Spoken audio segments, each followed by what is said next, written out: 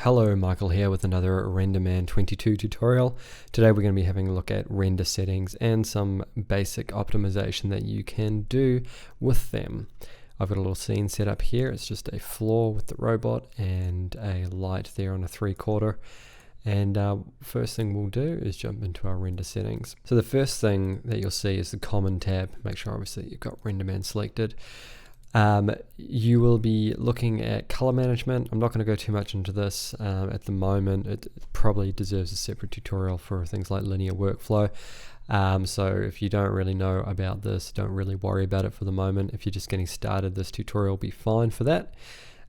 Frame range is the next. This will determine whether or not you are rendering an animation or a single frame.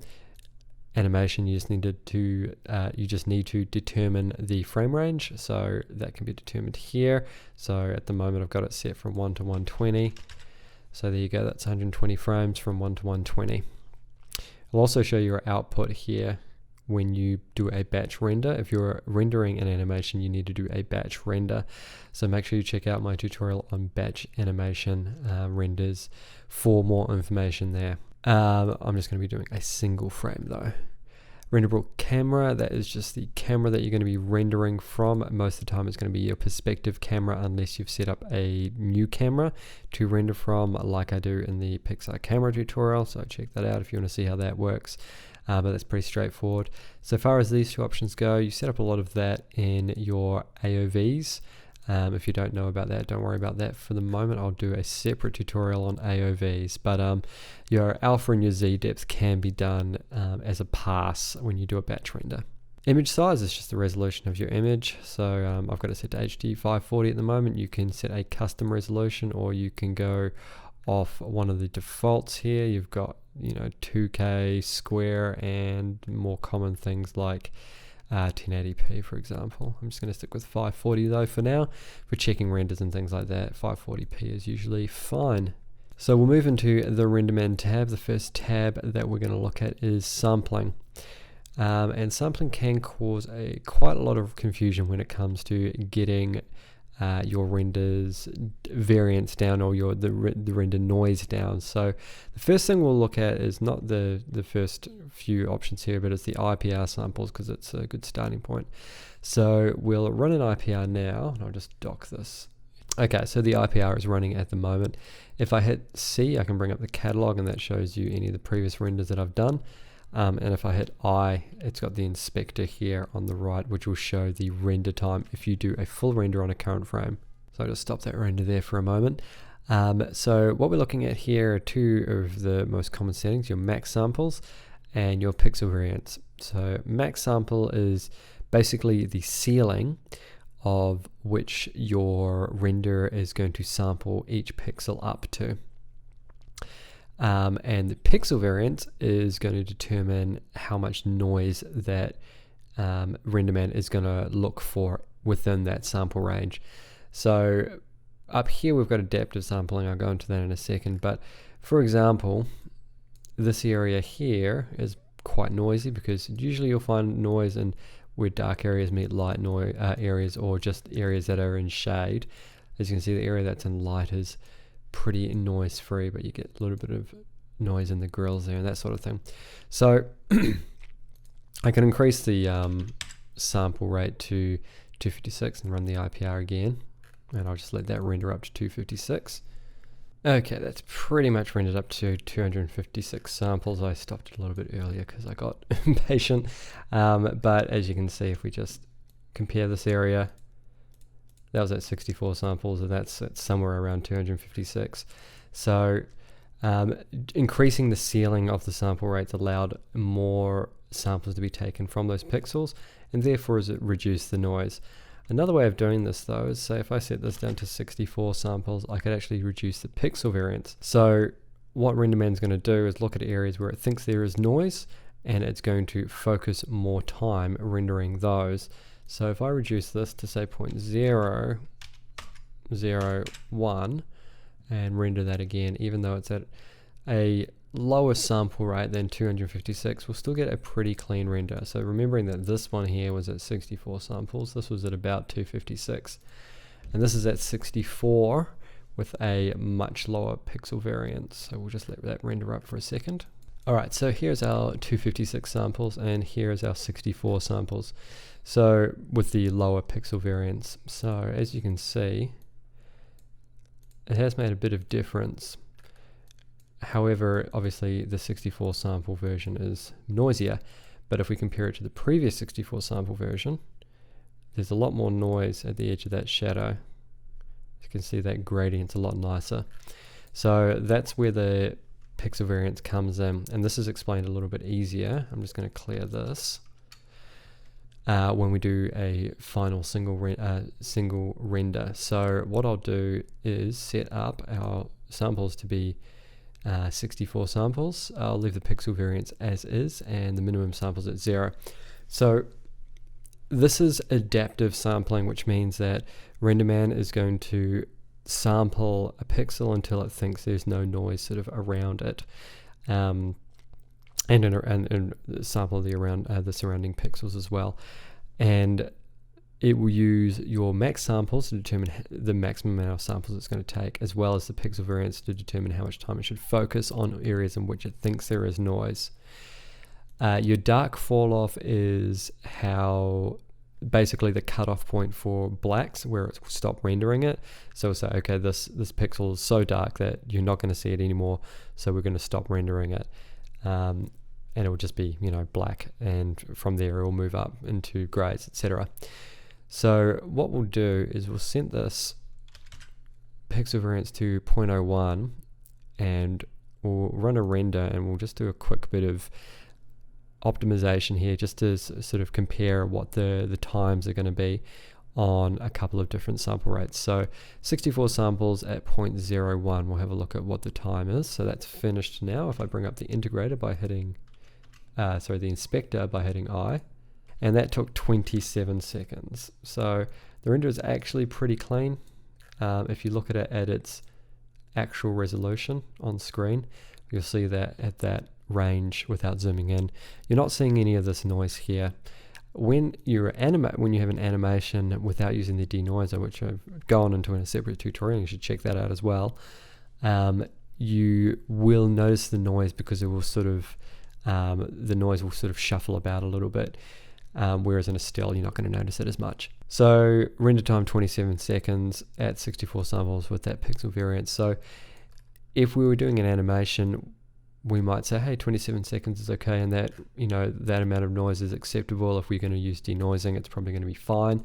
I would say if you're going to use the denoiser, this would actually be totally cool.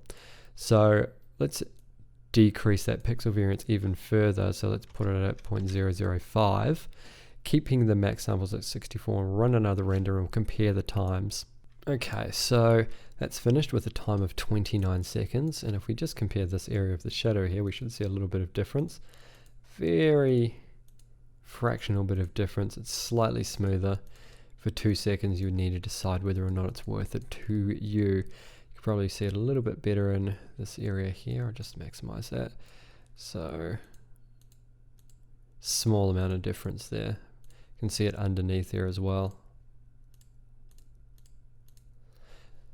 So a small amount of time percentage wise, and with maybe an increase in, you know, quality of maybe 10%. So you need to balance these sorts of things out, but don't get super obsessed with noise. It's important to get a clean image, but you don't want to spend all your time chasing noise if it's not actually going to be visible in your end product. So that's what's important to keep in mind, is that your end product, it might be an animation, or it might be a noisy texture like this texture. There's a lot of, you know, texture to the robot. So are you really going to see the noise in it, especially if it's animating, if it's moving quickly? If it's a close-up, obviously you want to sort of look more into that, because on close-ups you're going to notice that noise a little bit more, because it's, you know, the viewer is focusing on a larger surface area that could actually have noise. And also the type of scene that you have is important, how many darks, how much contrast, that sort of thing. But say if I was rendering this up and I needed to render an animation with 1,000 frames, I had to keep in mind that that's going to take 600 minutes, which is, that's something like 10 hours to render 1,000 frames. You know, at 24 frames a second, we're only talking about 40 seconds. So if you need to render up, if you've got, that time to render, bear that in mind that this is only something very simple. If I had a much more complex scene, it's going to be a lot longer. So this is where you need to start making decisions about what you can get away with.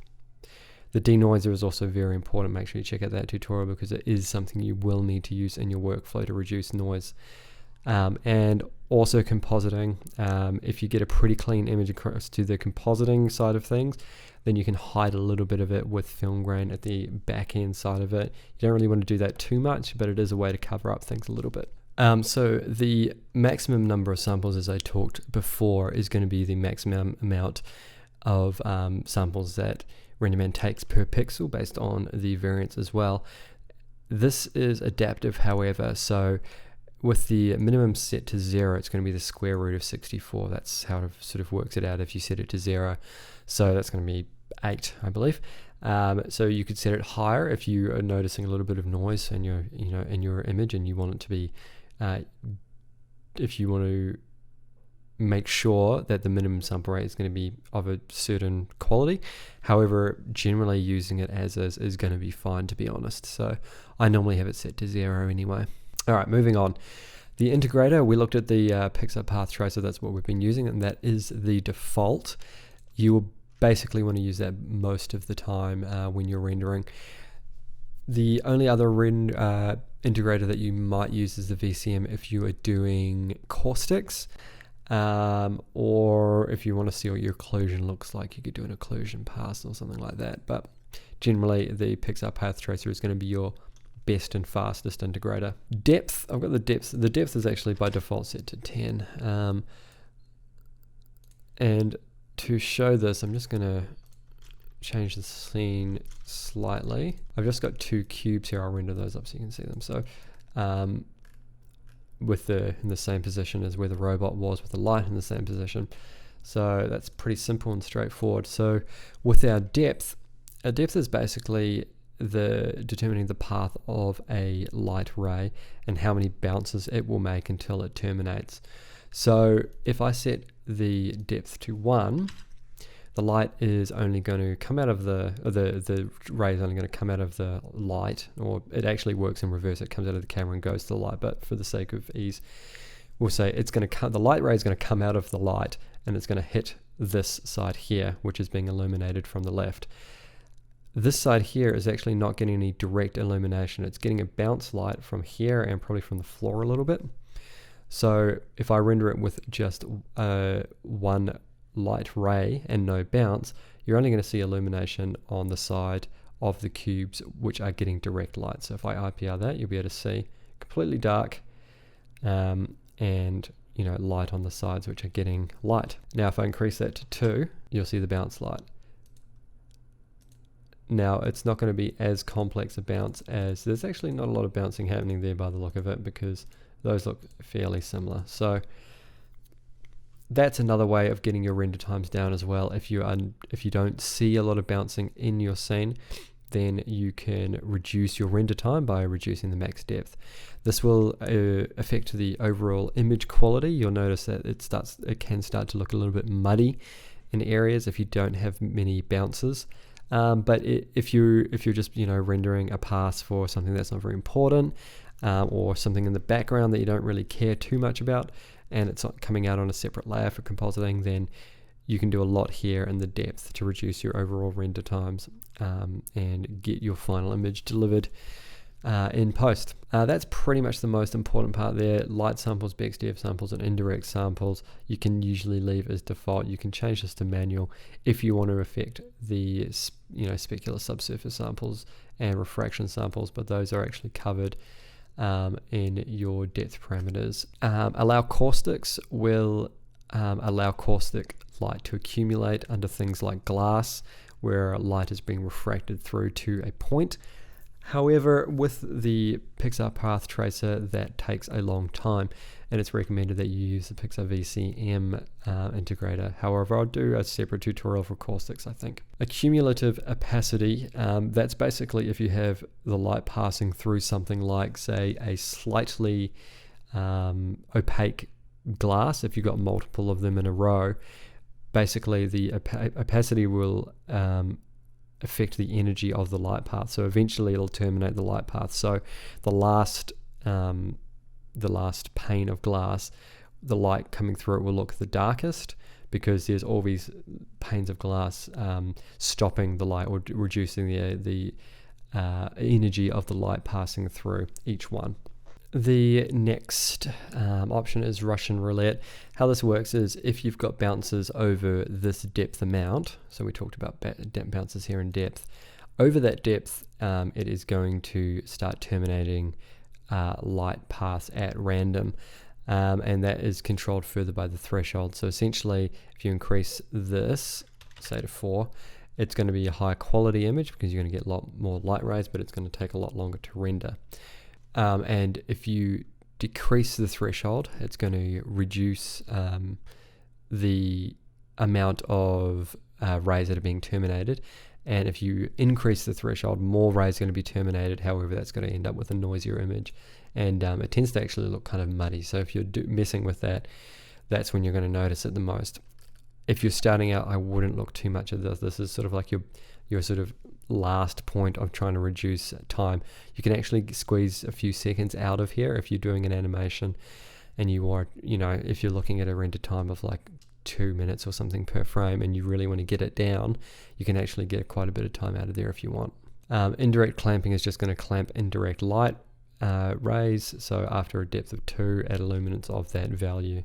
Max specular depth is just rays that have that are hitting specular, and diffuse depth is the same for diffuse. Filter is applicable to your denoiser. So this is the filter that's going to apply to the pixels to get them to sort of, basically it's what it's doing is sort of blurring it, it's a bit smarter than that, but it's blurring it to make the image look smoother. And the only other thing I'll point out quickly, I cover this in the denoise, but if you jump into your AVs and hit beauty and select denoise, you can actually run your denoise on your IT preview. So I already had that selected for the whole thing, so I can actually go back and look at this one here, which we had at our last sample rate. And if you go to view and denoise, or just hit N, which is your hotkey, you can get a preview of what the denoise will look like. Now, this isn't true to what the denoise final image will look like exactly. This is sort of using a smart AI algorithm to do something similar.